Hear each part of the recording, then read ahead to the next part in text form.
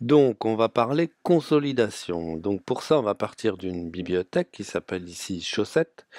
Cette bibliothèque, on va imaginer qu'elle est basée, qu'elle est placée sur un disque dur quelconque.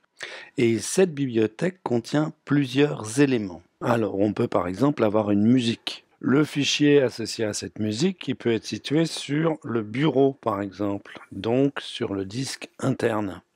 On aura peut-être importé un plan qui, lui, au départ, se trouvait sur un disque dur et on aura peut-être décidé de l'importer en le copiant dans la bibliothèque.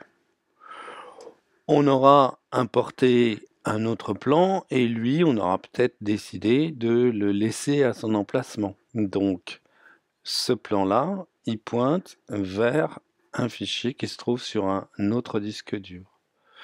On aura peut-être importé une image qui se trouve encore sur un autre disque dur et qu'on aura peut-être aussi laissé à son emplacement.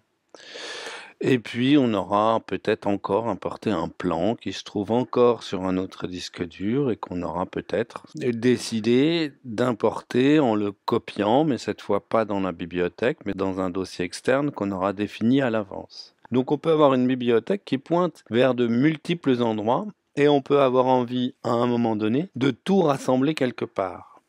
Alors, ça peut être de tout rassembler dans la bibliothèque, dans le bundle de la bibliothèque, ou alors de tout rassembler dans un autre disque dans lequel on créerait un dossier et on demanderait à Final Cut de rassembler tous les fichiers de la bibliothèque vers ce dossier-là.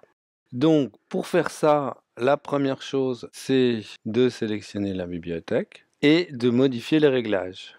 Si on souhaite que tout soit rassemblé dans la bibliothèque, on va laisser les réglages ici sur dans la bibliothèque. Donc si je vais cliquer sur modifier les réglages, ici on laissera le réglage dans la bibliothèque. Si par contre on souhaite que tous ces fichiers soient rassemblés dans un dossier sur un autre disque externe, on ira sur modifier les réglages et puis dans le menu données multimédia, on choisit